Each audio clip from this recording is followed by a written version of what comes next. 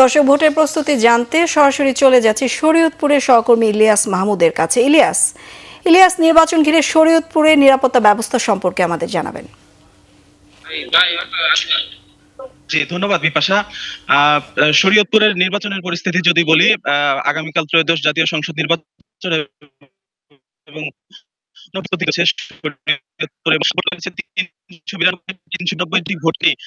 Voter যে সরঞ্জামাদি রয়েছে সেই সরঞ্জামাদি পাঠানোর প্রস্তুতি চলছে। ইতিমধ্যেই অনেকটা হয়েছে, আমরা যতটুকু জেনেছি। ভোট আগামীকাল সকাল থেকেই, আসলে সকাল 7:30 থেকে বিরতিহীন ভাবে ভোট হবে। শরীয়তপুরের আইন শৃঙ্খলা পরিস্থিতির কথা যদি বলি, শরীয়তপুরের আইন শৃঙ্খলা পরিস্থিতির জন্য যৌথ বাহিনী বিশেষ মহড়া চালাচ্ছে। গতকালও আমরা দেখেছি